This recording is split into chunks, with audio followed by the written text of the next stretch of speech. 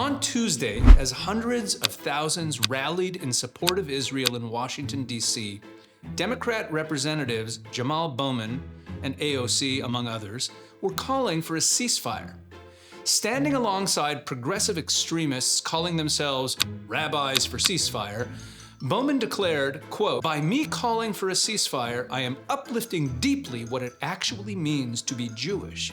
With all due respect to Jamaal Bowman, what it means to be Jewish, first and foremost, is that there is a surviving and thriving Jewish nation, rather than victory for genocidal jihadist terrorists and an irreparably weakened state of Israel. The truth is that Bowman, AOC, and their self-hating, so-called rabbi friends are not really worth discussing. The real problem is that President Joe Biden has been openly calling for Israel to back off Hamas as well. With the pressure on Israel only intensifying in the coming days, let's ask the question, what's wrong with a ceasefire? Shouldn't we be just as appalled by the Israeli killings of women and children as we were by the Hamas atrocities of October 7th? Who could disagree with a call for an end to violence? What's so wrong with ceasefire? But here's why a ceasefire, or what Biden calls a pause, is actually dangerous and unacceptable to Israel. First, let's remember that we had a ceasefire prior to October 7th. Hamas broke it, just as they've broken every ceasefire they've negotiated. After each ceasefire over the past 18 years, Hamas has rearmed, getting stronger each time, and then resumed its rocket attacks and terrorist infiltrations into Israel. Because of this cycle, Hamas thinks they can wage war against Jews without fear of serious consequences. By embedding themselves amongst civilians, they think they can make themselves impervious to Israel's counterattacks, leaving them to strike again and again, secure in the knowledge that compassionate foreigners like Bowman, Biden, and the self-hating wing of American Judaism can be manipulated into pressuring Israel to stop fighting back. Hamas hasn't just taken Israelis hostage, they've taken the world's conscience hostage too. Israel is fighting to free that as well. Hamas just wants to kill more Jews.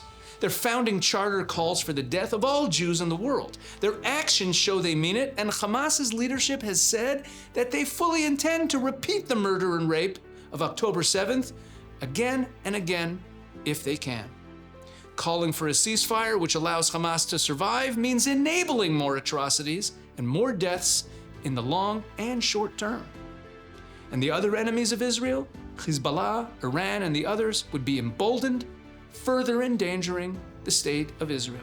In other words, a ceasefire before the destruction of Hamas won't stop the conflict. It will only make it worse.